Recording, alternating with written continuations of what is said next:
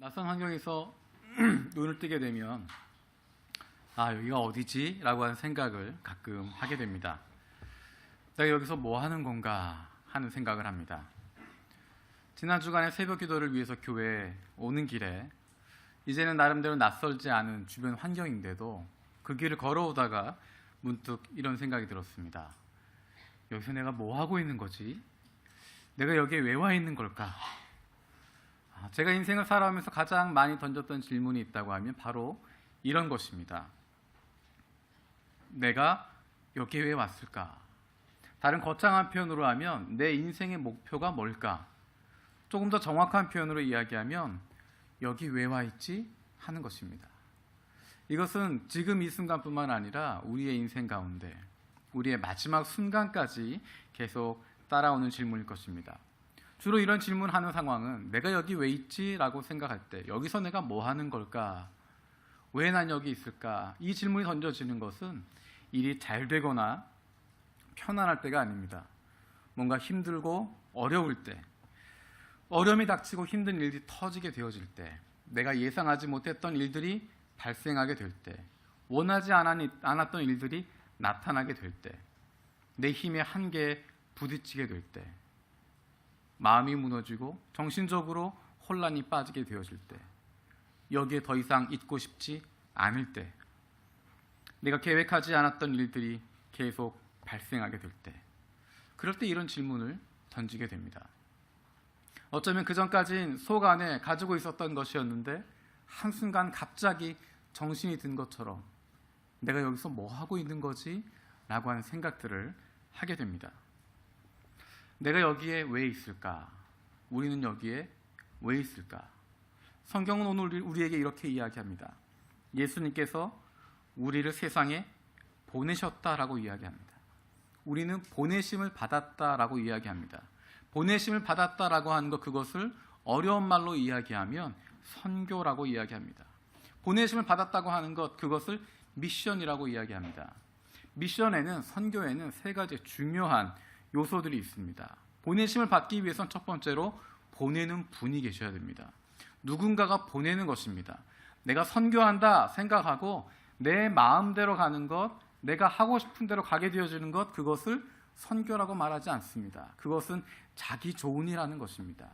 내가 가고 싶은 것, 내가 하고 싶은 것 하는 것, 그것이 아니라 보내는 분이 계셔야 됩니다. 두 번째 요소는 보냄을 받는 곳이 있어야 됩니다. 그것이 특정한 장소가 될 수도 있습니다. 지리적으로 어느 곳이 될 수도 있고 어느 나라가 될 수도 있고, 때로는 그것이 사역이 될 수도 있습니다. 어떤 사역이나 사명이 그것이 될 수도 있습니다. 보내시는 분이 계시고 보냄을 받는 곳이 있고, 마지막 필요한 것은 보낸 목적이 있어야 된다는 것입니다. 아무런 이유 없이 보내지는 건 아닙니다. 그냥 보내는 것이 아니라, 아무런 목적 없이 가는 것이 아니라 분명한 목적을 가지고 보내심을 받게 됩니다. 오늘의 말씀 여기에서 시작합니다. 나는 이 세상에서 뭐 하고 있는 걸까? 짧은 이야기로 하면 나는 여기서 뭐 하는 걸까? 먼저 나는 이 세상에서 뭐 하고 있는 거지 하는 질문을 하고 있는 우리에게 하나님이 이렇게 이야기하십니다. 보낸 자가 있다는 것입니다. 오늘 본문 말씀을 통해서 우리는 하나님께서 우리를 보내셨다라고 이야기합니다. 우리는 우연하게 떨어진 존재가 아닙니다. 우리 15절 말씀, 예수님께 기도하셨던 내용 15절 말씀 같이 한번 읽겠습니다. 내가 비옵는 것은 그들을 세상에서 데려가기를 위함이 아니요 다만 악에 빠지지 않기를. 아멘. 예수님께서 기도하실 때 세상에서 데려가기를 기도하지 않는다라고 이야기하십니다. 만약에 우리가 세상에 있는 것이 하나님의 뜻이 아니라고 한다면, 주님이 원하신 뜻이 아니라고 한다면, 주님께서 예수님의 제자들을 빨리 이 세상에서 데려가기를 기도하셨을 것입니다. 이 세상에서 예수 그리스도 믿자마자, 구원받자마자 바로 저 천국으로 옮겨지기를 기도하셔야 될 텐데, 예수님이 기도의 내용은 그것이 아니라 세상에 있도록 하는 것입니다. 세상에 남아있도록, 세상에서 데려가지 않으시기를 기도하고 있습니다. 우리는 이 세상에 그저 던져진 존재가 아닙니다. 우리가 이 세상에 있는 데는 분명한 이유가 있다는 것입니다. 그리고 우리가 이 세상에 우연히 존재하게 된 것이 아니라, 잊혀진 존재로 있는 것이 아니라, 그냥 하늘에서 떨어진 존재가 아니라 우리를 이 세상에 보내신 분이 있다는 것입니다. 누군가가 우리를 이 땅에 보내셨다고 이야기합니다. 그분이 바로 예수님을 이 땅에 보내신 하나님이십니다. 그분은 바로 사랑하시는 제자들을 세상으로 보내시는 그리스도 예수이십니다. 자기 사람들을 사랑하시되 끝까지 사랑하시는, 십자가에 목숨을 내어주기까지 사랑하시는 그 예수 그리스도께서 자기의 사랑하는 사람들을, 주님의 사랑하는 사람들을 세상 가운데 보냈다 이야기하십니다. 저와 여러분들은 보냄을 받은 하나님의 자녀들입니다. 하나님께서 그 사랑하시는 자녀들을 주님께서 원하시는 곳으로 파송하셨음을 기억하기를 축복합니다. 우리가 하나님이 나를 보내셨다고 하는 것, 그것을 기억하는 것이 왜 축복이 될까? 하나님이 나를 보내신 것이 왜, 보내셨다는 것을 기억하는 것이 왜 축복이 될까? 내가 아무 의미 없는 곳에 떨어진 것이 아니라는 것입니다. 보낸 분이 계시다면 그분이 책임지기 때문입니다. 저는 이런 생각을 합니다. 하나님께서 사람들을 저에게 맡겨주신 것을 저는 믿습니다. 그래서 하나님께서 저에게 맡겨주신 사람들을, 저와 함께 사역하도록 세워주신 사역자들을, 또 우리 교우들을 제가 최선을 다해서 지키고 보호하려고 합니다. 하나님이 나에게 맡겨주신 사람들, 내가 그들을 돌보고 섬기고 그들이 성장할 수 있도록 돕는 것, 그것이 제가 할 일이라고 생각합니다. 그런데 제가 무슨 능력이 있겠습니까? 제가 어떤 힘이 있어서 우리 사역자들을 돕고 여러분들을 돕고 여러분들을 보호할 수 있겠습니까? 그럼에도 불구하고 하나님께서 나에게 맡겨주신 사람들이기 때문에 어떻게 해서든지 그 사람들을 보호하고 싶고 돌보고 싶고 성장하도록 돕고 싶은 것이, 그것이 바로 제 마음입니다. 하물며 제 마음이 그런데 도울 수 있는 능력이 없지만 그럼에도 불구하고 하나님께서 맡겨주신 사람들을 그렇게 보호하고 싶고 돌보고 싶고 섬기고 싶은데, 우리를 창조하신 하나님께서, 우리 한 사람 한 사람을 빚어주신 그 하나님께서 우리를 세상에 던져놓으시고 모른 채 하시겠습니까? 하나님 우리를 세상에 보내셨다고 한다면, 하나님 우리를 이곳에 머물게 하셨다고 한다면 보내신 분, 하나님께서 그 뒤도 책임지겠다 하는 약속이 있다는 것입니다.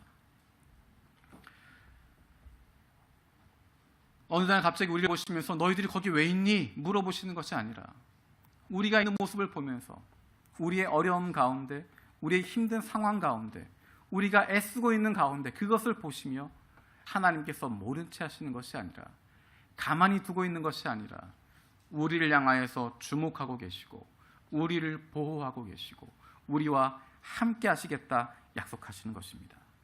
여러분이 지금 어떤 상황 가운데 있습니까? 어떤 어려움들 혹시 직면하고 계십니까?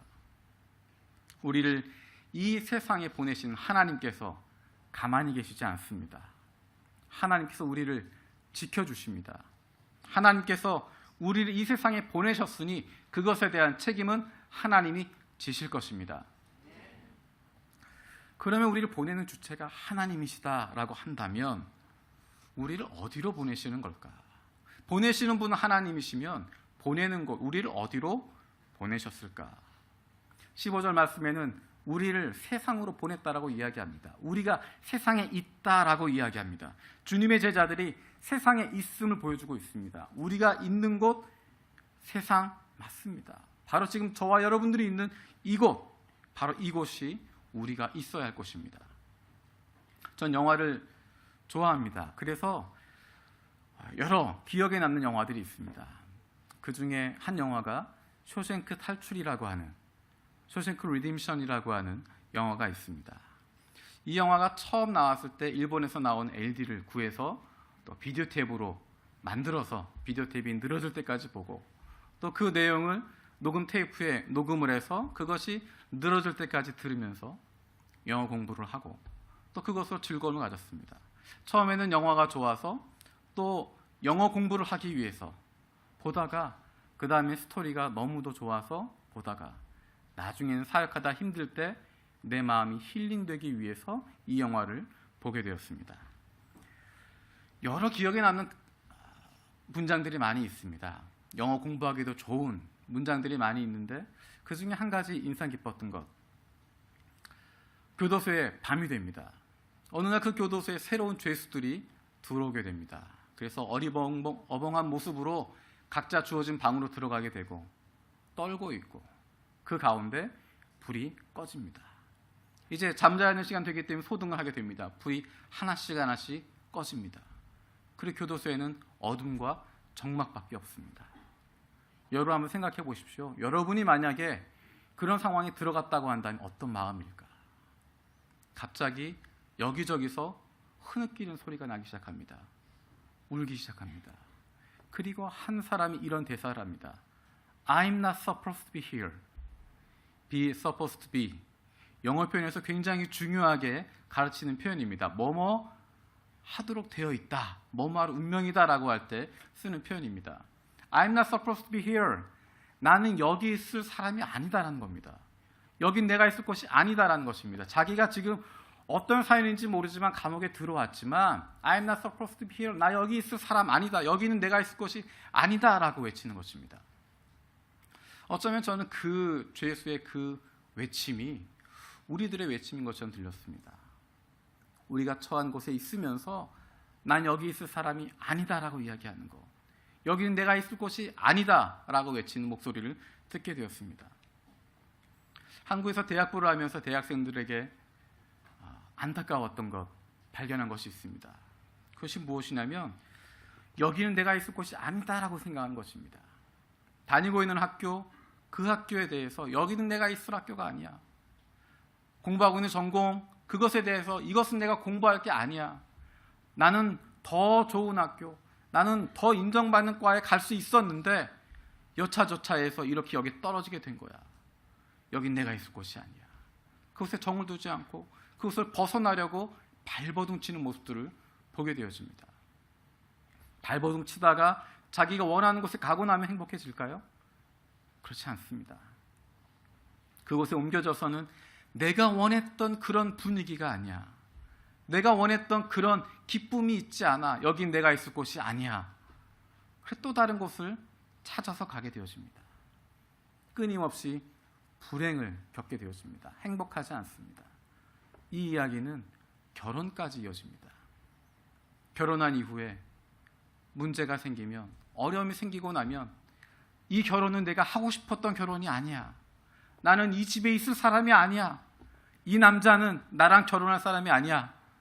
나는 이 사람보다 훨씬 더 좋은 사람 만났어야 되는데, 그때 그 사람 만났어야 되는데, 지금 있는 사람을 보면서 이 사람은 내 사람이 아니야. 이 가정은 내가 있을 가정이 아니야 라고 생각하는 자녀들을 보면서 도대체 얘는 누굴 닮아서 뒤집을 수 없는 겁니다. 바꿀 수 없습니다. 여긴 내가 있을 곳이 아니야? 그렇지 않습니다. 바로 거기입니다. 여러분이 있는 바로 그곳, 거기에서 시작하는 것입니다. 여러분이 거기에 있습니다. 그 학교에 있는 것이고, 그 과에서 시작하는 것이고, 그 가정에서 시작하는 것이고, 그 남편, 그 부인과 그 자녀와 그 부모님과 함께 있는 것, 거기에서 시작하는 것입니다. 하나님이 나를 거기에 보내셨습니다. 그것을 인정하고 나면 그 다음 일들이 생기게 되어집니다.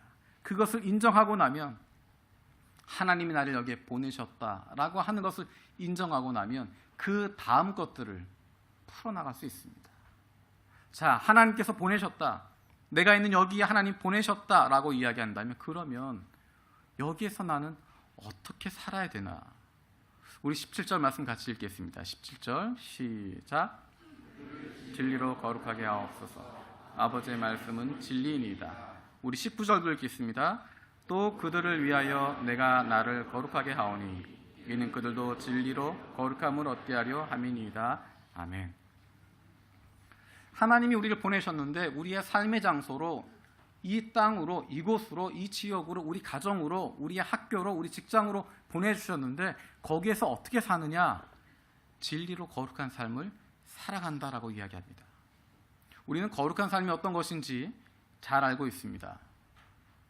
근데 여러분, 거룩한 삶이 어떤 것입니까? 거룩한 삶은 종교적인 삶을 이야기하는 것이 아닙니다. 16절의 말씀처럼 거룩하다고 하는 것, 우리 16절 말씀 같이 읽어보겠습니다.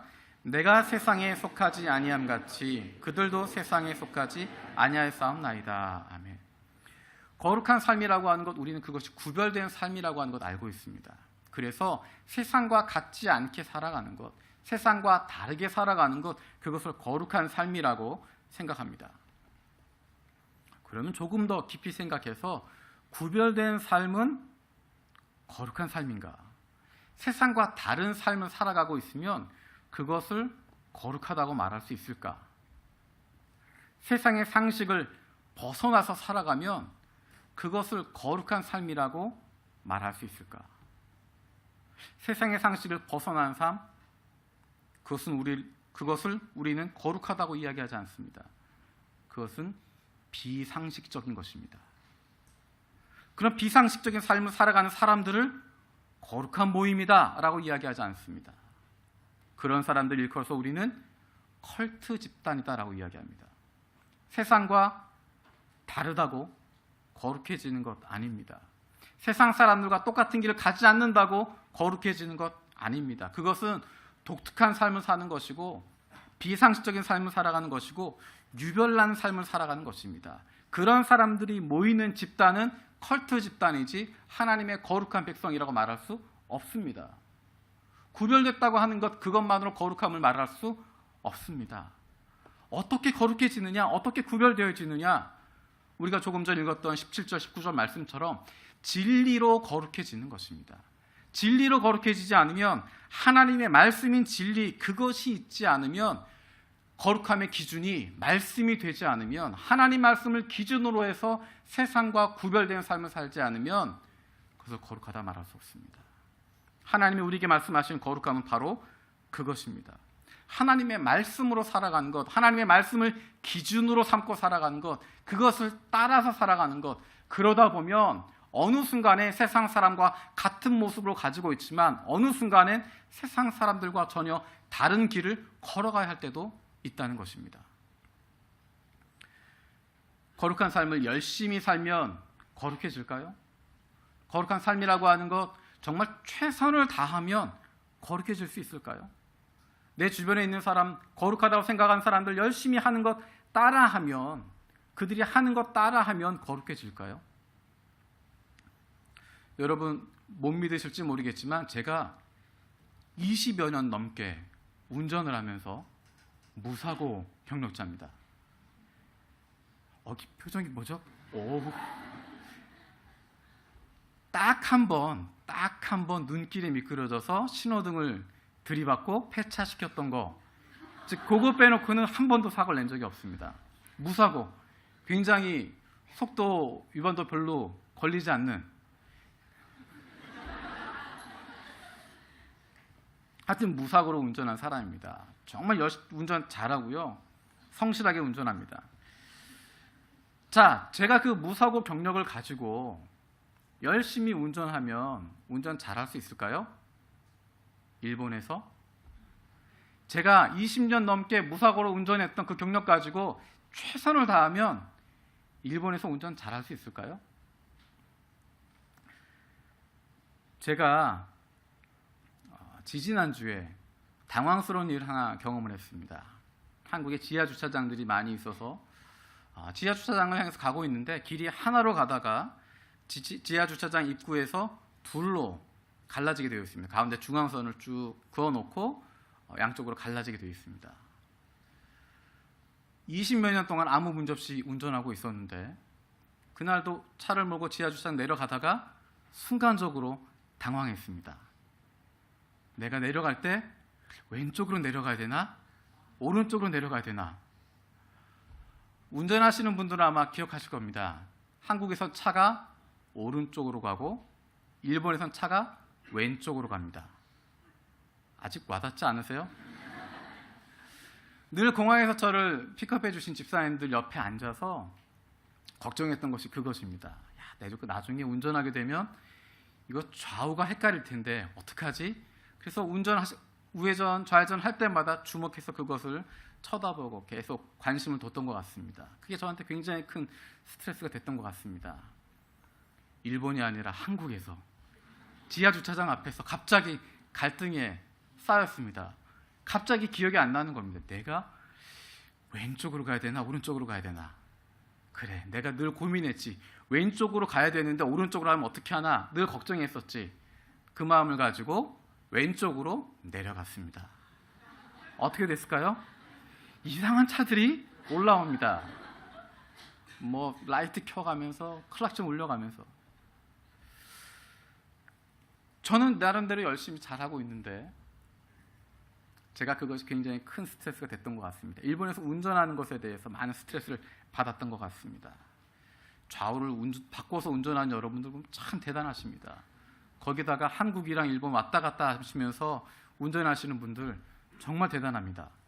전 가끔 그런 생각 해봅니다. 그분들 그 블랙박스를 하나 달아봤으면 좋겠어요. 이분들이 정말 늘 정확하게 하시는지. 제가 일본에서 운전할 때 한국에서 열심히 잘했으니까 그것대로 열심히 하면 일본에서도 잘할 수 있습니까? 그렇지 않습니다. 일본에서 운전할 땐 일본에서 운전하는 규정을 배워야 됩니다. 일본에서 운전하는 규정들을 알고 있어야 됩니다. 그것대로 운전하는 것입니다. 그저 무조건 열심히 한다고 되는 것 아닙니다. 제가 최선을 다해서 운전한다고 일본에서 잘할 수 있느냐? 아닙니다. 일본의 운전 규정을 보고 그 규칙들을 보고 법규들을 보고 그것들을 공부하고 거기에 맞추어서 운전해야 제대로 운전할 수 있습니다. 남들이 하는 대로 따라서 하면 될까요? 아닙니다. 남들 달리는 대로 따라서 달리면 폭주족 되는 겁니다.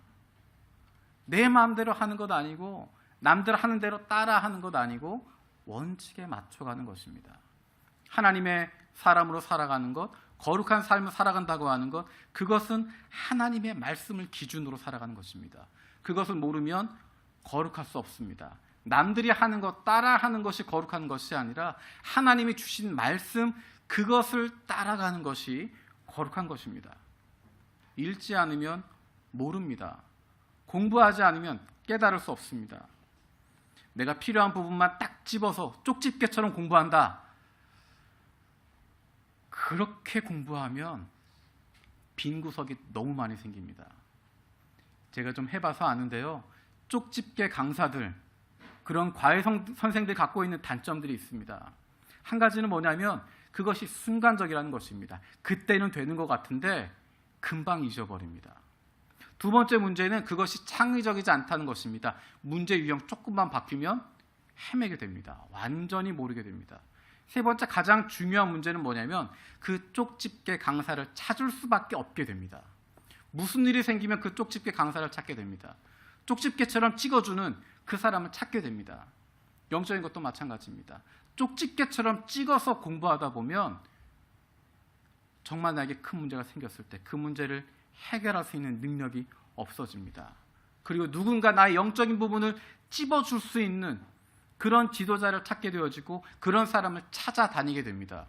그래서 그런 사람의 이야기를 듣다가 이 사람 저 사람 만나다가 영적으로 탁월한 사람들, 영적으로 용한 사람들 기도 탁 맞춰주고 가서 기도해주면 기도가 탁 응답받게 되어지고 그분 앞에서 기도해주면 자녀를 위해서 기도할 때 동자로 시작되는 대학에 보내라. 그럼 뭐 성공할 거다. 하나님이 그런 계시를 주셨다.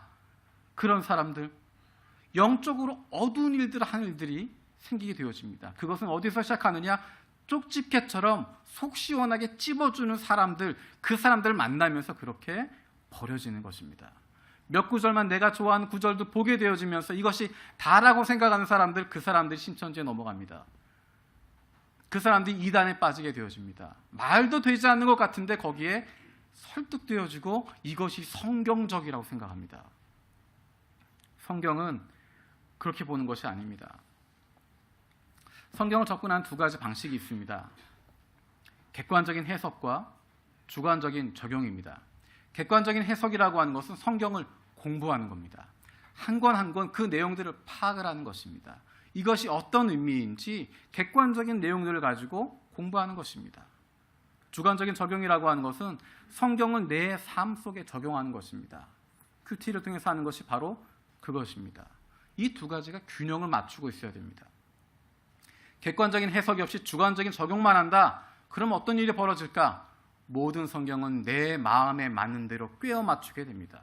이 구절 저 구절 꿰어 맞춰서 내가 하고 싶은 대로 내 마음대로 한 것에 대한 변명을 삼게 되어지고 그것의 면죄부로 삼게 됩니다. 주관적인 적용이 없는 객관적인 해석만 했으면 어떻게 되느냐? 그러면 차가운 이성만 갖게 되어지는, 지식은 있지만 믿음은 없는, 무언가 아는 것 같지만 내 삶이 변하지 않게 되어지는, 우리가 흔히 이야기하는 머리만 커지는 모양을 갖게 되어집니다. 둘 중에 하나, 어떤 것을 가져야 되느냐? 둘 다 가져야 됩니다. 둘 다 균형을 가지고 나가야 됩니다. 진리로 거룩해지는 삶, 하나님의 말씀으로 세상과 구별된 삶을 살아갈 수 있는 저와 여러분들 되시기를, 우리 요한 동경교회 되시기를 축복합니다. 자, 그럼 우리가 이 세상에서 어떤 역할을 하게 되는가? 하나님이 우리를 보내셨다고 이야기했고, 이 세상에 또 우리가 살고 있는 바로 이곳에 우리의 가정으로 보내셨다라고 이야기했는데, 우리의 학교로, 우리 직장으로 보내셨다고 이야기했는데, 그리고 진리로 하나님의 말씀으로 거룩한 삶을 살아야 된다라고 이야기하셨는데, 어떻게 하면 어떤 역할을 우리가 해야 될까? 거룩한 삶을 산다고 하는 것, 그것을 통해서 무엇이 나타나게 될까? 하나님이 우리를 이곳에 보내신 이유는, 우리에게 말씀으로 거룩해지라고 하신 이유는 무엇이냐면, 우리로 하여금 하나님의 말씀으로 살아가는 사람들이 어떠한 삶을 사는지 보여주라는 것입니다. 사람들이 이렇게 이야기합니다. 떡이면 된다라고 이야기합니다. 먹고 사는 게 문제라고 이야기합니다. 우리가 흔히 쓰는 표현으로 그게 밥 먹여주냐라고 이야기하는 것처럼, 밥만 먹여주면 무슨 짓이든 다 해도 된다라고 생각하게 되어집니다. 하지만 성경 그렇게 이야기하지 않습니다. 사람이 떡으로만 사는 것이 아니요, 하나님의 말씀으로 산다라고 이야기합니다. 세상이 이야기하는 먹고 사는 문제, 돈을 소유하는 문제, 그것이 전부가 아니라고 성경은 이야기하고 있고, 그렇게 살아가는 사람들이 있다는 것을 보여주는 것입니다. 저와 여러분의 삶을 통하여서, 거룩한 삶을 통하여서 먹고 사는 문제에 붙잡혀 있는 것이 아니라 그것을 뛰어넘을 수 있는, 하나님의 말씀으로 살아가고 있는 사람들의 모습을 통해서, 그 모습을 보면서 세상 사람들은 저렇게 살아갈 수 있구나 하는 것들을 보게 되는 것입니다. 우리가 축복의 찬양으로 드리는 베드로전서 2장 9절이 바로 이 말씀입니다. 너희는 택하신 족속이요 왕같은 제사장이요 거룩한 나라요 그의 소유된 백성이니 이는 너희를 어두운 데서 불러내어 그의 기이한 빛에 들어가게 하신 이 아름다운 덕을 선포하게 하려 하심이라. 우리가 그러한 삶을 살아가는 것, 우리가 거룩한 삶을 살아가는 것, 그것은 위선의 삶을 살아가는 것이 아닙니다. 종교적인 삶을 살아가는 것이 아닙니다. 율법적인 삶을 살아가는 것이 아닙니다. 우리가 말씀을 가지고 그 말씀에 순종하며 그 말씀대로 순종하며 살아가는 모습, 그것을 통하여 세상 사람들은 하나님을 보게 되는 것입니다. 눈에 보이지 않는 하나님, 눈에 보이는 우리를 통해서 보게 되는 것입니다. 거룩한 삶을 산다고 하는 것, 그것은 위선적인 삶을 사는 것이 아닙니다. 종교적인 이야기하고 교회 용어, 일상생활에서 늘 이야기하고 알아듣기 어려운 말들 하고 낮고 차분한 톤으로 종교적으로 이야기하고 홀리보이스로 이야기하고, 그것을 거룩하다라고 이야기하지 않습니다. 하나님의 말씀으로 가득한 삶을 살아가는 것, 그래서 그 말씀대로 실천하려고 노력하는 것, 그래서 그 말씀이 우리의 삶에 영향을 주고 있는 것, 우리가 100% 하나님 말씀 100% 순종하며 살지는 못하지만 그래도 조금씩 더 순종하려고 노력하는 모습, 발버둥 치고 있는 모습, 갈등하고 있는 모습, 그것을 보면서 세상 사람들은 여기에 비전이 있다라고 생각합니다. 여기에 희망이 있다라고 생각하게 되었습니다. 그렇게 살아가는 삶이 바로 거룩한 삶이고, 그것이 바로 보내심을 받은 삶, 그것이 바로 선교이고 선교의 시작이 되는 것입니다. 어제 코스타 집회를 준비하는 현장에 다녀왔습니다. 제가 그 텐트를 만들고 작업하는 모습을 보면서 정말 장관이다 생각했습니다. 그 사진을 찍어서 페이스북에 올리기도 하고, 옆에 지나가던 분들이 한마디씩 하십니다. 목사님, 옛날에 3단으로 했어요. 이것보다 하나 더 높았어요. 이거는 옛날에 1본부 정도밖에 안 돼요. 옛날에는 뭐 몇천 명이 같이 했어요. 그때 비교하면 지금은 몇 분의 1도 안 돼요. 텐트가 여러 개가 있고 많은 일들이 벌어지고 있었습니다. 제가 장관이다라고 했던 부분은 텐트가 크고 화려하고 멋있어서가 아니라 그곳에서 일하고 있는 사람들 때문입니다. 정말 많은 사람들이 한국부, 일본부, 중국부 같이 일하고 있었습니다. 같이 땀 흘리면서 같이 수고하면서 그 뜨거운 곳에서 열심히 섬기고 있는 모습들을 보게 되었습니다. 행사에 참여하는 건 좀 설득하면 가능해집니다. 조금만 마음 이렇게 흔들어주면 참여할 수 있습니다. 와서 은혜 받는 것 할 수 있습니다. 그런데 이렇게 가서 땀 흘리는 것, 섬기는 것, 봉사하는 것, 이것은 쉽게 되는 거 아닙니다. 어떻게 한국인들과 중국인들과 일본인들과 또 다른 사람들이 함께 모여서 그렇게 땀 흘리면서 비빔밥 먹어가면서 같이 웃어가면서 그렇게 일할 수 있을까? 같이 땀 흘리고 섬길 수 있을까? 어떻게 이게 가능할 수 있을까?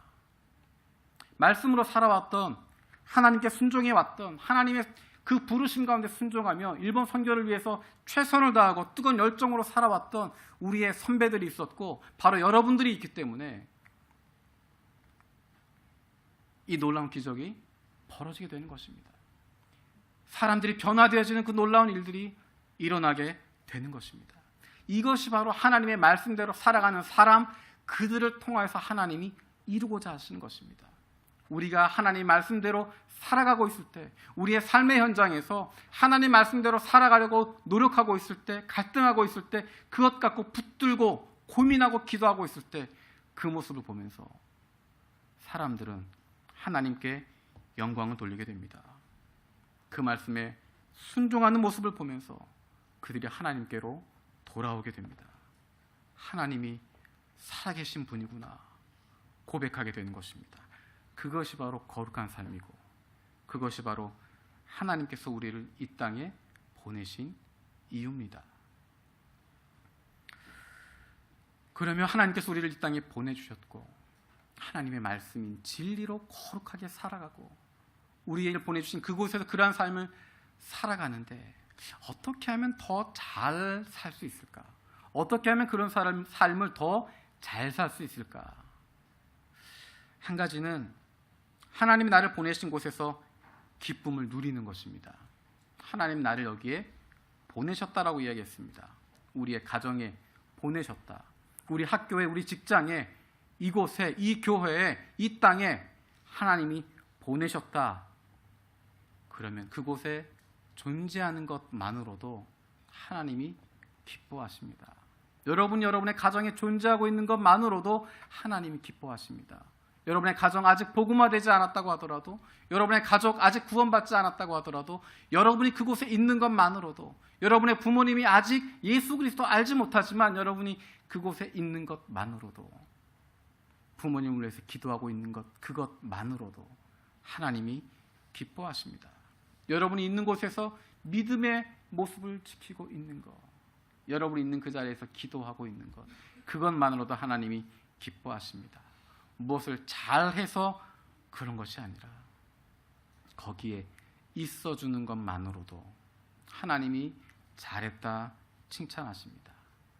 나중에 내 인생의 최고가 올 것인가? 그렇지 않습니다. 지금이 바로 여러분 인생의 최고의 순간이고 지금 여러분이 계신 바로 그것이 하나님이 여러분을 보내신 곳이고 지금 하고 있는 바로 그 일이 하나님께서 나에게 맡겨주신 사명이고 미션이고 내가 이것을 하는 것이 내 인생의 가장 큰 경험의 순간, 가장 큰 절정의 순간, 가장 최고의 시기임을 기억하면서 그것을 누리고 살아가는 것입니다. 두 번째로 하나님이 보내신 삶을, 세상 속으로 보내신 삶을 잘 살기 위해서 뭐가 필요할까? 그것은 성령 충만한 삶을 살아가는 것입니다. 예수님의 사람을 살기 위해서, 하나님 말씀대로 살아가기 위해선 성령 충만해야 살아갈 수 있습니다. 이 세상 보내심 받았는데 그곳에서 살아남기 위해서 필요한 것 성령 충만입니다. 우리가 지난주에 말씀 나눴을 때 예수님께서 제자들을 향해서 말씀하셨습니다. 너에게 평강이 있으라. 그리고 21절 22절 이렇게 말씀하십니다. 아버지께서 나를 보내신 것 같이 나도 너희를 보내노라. 이 말씀을 하시고 그들을 향하여 숨을 내쉬며 이르시되 성령을 받으라.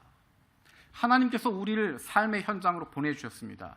하나님이 우리를 보내셨습니다. 우리의 가정으로, 우리 학교로, 직장으로, 우리 교회로, 내가 있는 이곳으로 하나님 우리를 보내주셨습니다. 그것처럼 예수님도 우리를 보내주시는데 한 가지 약속을 하시는 것입니다. 성령을 받으라는 것입니다. 그 보내심을 받은 삶을 제대로 살아가기 위해서, 그것을 견뎌내기 위해선, 그것의 기쁨을 누리기 위해서 필요한 것 성령을 받으라 말씀하십니다. 성령이 충만하게 되어질 때 우리가 그러한 삶을 살아갈 수 있습니다. 예수님께서 제자들 향해서 숨을 내쉬며 성령을 받으라 말씀하셨던 그 모습은 창세기에서 하나님께서 인간을 창조하시고 그에게 숨을 내쉬었던 그 모습을 떠오르게 합니다. 하나님의 영이 가득할 때, 하나님의 생명이 가득하게 되어질 때, 하나님의 영, 하나님의 성령이 우리 안에 충만하게 되어질 때 우리를 보내신 하나님의 뜻을 펼쳐가면서 우리를 보내주신 하나님의 마음을 시원케 하면서 우리가 있는 곳에서 그 삶을 살아갈 수 있게 되는 것입니다. 지식이 충만한 것이 아니라 성령이, 하나님의 생명이 가득해야 됩니다. 은행 계좌에 가득한 것으로 살아가는 것이 아니라 우리의 가정엔 성령의 충만으로 살아가야 하는 것입니다. 어떻게 성령 충만할 수 있을까? 기도해야 됩니다. 기도에 힘써야 됩니다. 신학적으로 이야기하면 어디서나 기도할 수 있습니다. 언제든 기도할 수 있습니다. 아무 데서나 기도해도 괜찮습니다. 소리 내지 않아도 하나님 다 들으십니다. 그런데 우리 삶 속에서는 그렇지가 않더라고요. 어느 곳에서나 기도할 수 있고 언제나 기도할 수 있고 조용히 속으로 기도할 수도 있지만 그렇게 기도가 잘 안 되더라고요. 그래서 우리의 믿음의 선배들이 시간을 정해놓고 함께 모여서 기도할 수밖에 없었던 것 같습니다. 오늘도 마찬가지입니다. 시간을 정해놓고 장소를 정해놓고 함께 모여서 기도하며 기도의 불이 꺼지지 않게 하게 되는 것입니다. 여러분, 운동할 때 운동은 아무 데서나 할 수 있습니다. 모든 일이 운동이 됩니다. 그래서 남편들은 주로 아내에게 그렇게 이야기합니다. 집안일 하는 거 운동한다 생각하고 해라. 또 아내들은 남편에게 이야기합니다. 무슨 스포츠센터 끊을 생각하지 말고 계단 걸어 올라오고 직장에서 뛰어다니면 그게 운동하는 거다. 원리적으로 맞는 이야기지만 그게 잘 안 됩니다. 그래서 시간을 정해놓고 장소를 정해놓고 격식에 맞추어서 운동을 하게 됩니다. 전 기도도 마찬가지인 것 같습니다. 잘 안 됩니다. 힘듭니다. 그래서 시간을 정해놓고 장소를 정해놓고 함께 모여서 기도하는 것입니다. 새벽 기도 나오셔서 기도하시고 금요철에 나와서 기도하고 다시 기도의 불길이 일어나게 되어지고 그로 말미암아 내가 변화되어진 일들이 시작되게 되는 것입니다. 코스타 같이 가면 좋겠습니다. 또다시 가서 은혜 받고 그 말씀 가지고 회복됐으면 좋겠습니다. 저는 코스타 원래 계획 어땠는지 잘 모릅니다. 5월달, 6월달 얘기 다 달라서 뭐가 뭔지 잘 모르지만 어쨌건 지금 텐트를 치고 있고 가기를 결정했고 준비되고 있습니다. 강사들 다 섭외되어져 있고 다 세팅되고 있습니다. 가서 은혜 받는 겁니다. 힘들고 어려운 환경인 것 같습니다. 시설이 그렇게 좋은 것 같진 않더라고요. 제가 말씀드리면 가지 말까 싶을지도 모르겠지만 샤워하기도 그렇게 편할 것 같지 않고요. 음식은 마음껏 먹을 수 있는 건 아니죠. 음식도 좀 부족할 것 같기도 하고 힘든 어려운 것들이 있지만 여러분, 우리가 지금 일본 땅에 발 딛고 사는 것 그것보다 더 힘든 게 어디 있겠습니까? 1%도 되지 않는 0.5%도 되지 않는 크리스찬으로서 이 영적인 어둠 가운데서 살아가고 있다고 하는 것, 매일매일의 삶 그렇게 살아가고 있는 것, 그것보다 어려운 것이 어디 있겠습니까? 코스타에 가시면 주변 환경은 어려울 수 있겠지만 함께 모여 기도하는 사람들을 보게 될 것입니다. 그곳에 가서 제가 조금 전에 말씀드렸던 한국 사람뿐만 아니라 일본 사람, 중국 사람, 또 다른 여러 민족들 함께 모여서 같이 기도하고 같이 땀 흘리고 같이 눈물 흘릴 수 있는, 요한계시록 7장 9절에 나와 있는 모든 민족과 족속과 백성과 방언에서 나온 사람들이 함께 모여 주님을 찬양하는 모습 가시면 볼 수 있습니다. 저 세상 가서 보는 게 아니라 다음 주에 가시면 보실 수 있습니다. 그것이 우리에게 기쁨이 되어집니다. 그것이 우리를 불러주신 이유이고, 그것을 통하여서 하나님이 나를 이 땅에 보내신 이유를 다시 한번 확인하게 될 것입니다. 제가 하나님의 뜻을 생각할 때마다 하나님이 나를 여기에 보내셨다, 하나님이 인도하신다 하는 것 생각할 때마다 생각하는 찬양이 있습니다. 우리 찬양 하나 같이 불렀으면 좋겠습니다. 주님 말씀하시면 이라고 하는 찬양이 있습니다. 주님 말씀하시면 내가 나아가리다. 주님 뜻이 아니면 내가 멈춰서리다. 나의 가고 서는 것 주님 뜻에 있으니 오 주님 나를 이끄소서. 주님께서 가라고 하시는 곳에 가겠다고 고백하고, 멈추라고 하는 곳에 멈추겠다고 하는 것, 내가 가고 싶은 곳 가는 것, 내가 하고 싶은 일 하는 것, 내가 원하는 대로 하는 것, 그것이 아니라 주님께서 가라고 하는 곳에 가겠습니다. 주님께서 하라고 하시는 일 하겠습니다. 주님께서 사랑하라고 하는 사람 사랑하겠습니다. 그것이 신앙입니다. 그것이 믿음이고, 그것이 하나님과 동행하는 사람입니다. 그 삶을 살아가는 사람들에게 하나님께서 함께하여 주시고 힘을 주시고 능력을 주시고 이 모든 것들을 이겨갈 수 있는 성령의 능력을 허락해 주십니다. 우리 기도하는 마음으로 찬양하겠습니다. 주님 말씀하시면, 주님 말씀하시면 내가 나아가리라. 주님 뜻이 아니면 내가 멈춰서리라.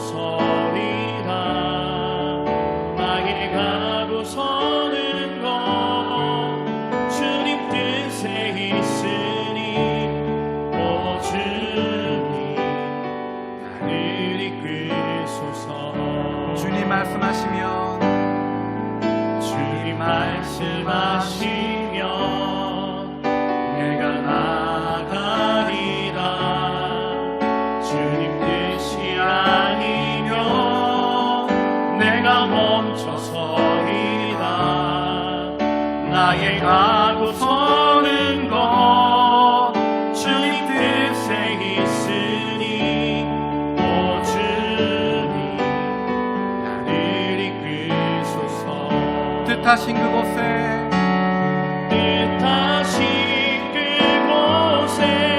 나 있기 원합니다.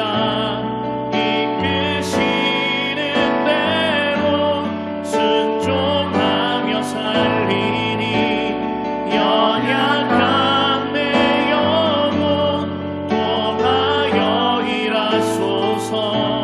주님 나라와 그 뜻을 위하여 뜻하신 그곳에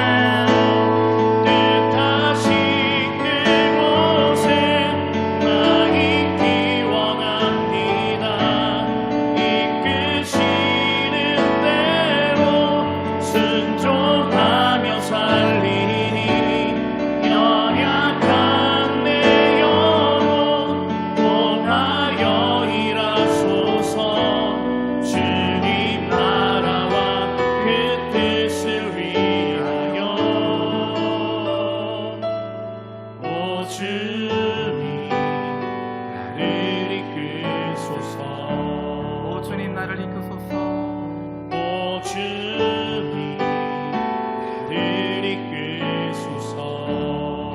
주님 나를 이끄소서.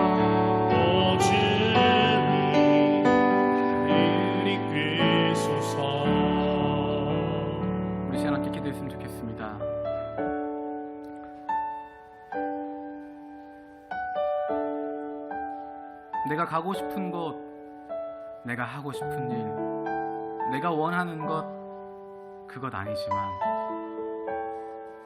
주님께서 가라고 하시기에, 주님께서 하라고 하시기에, 주님께서 사랑하라고 하시기에 내가 그 길을 갑니다.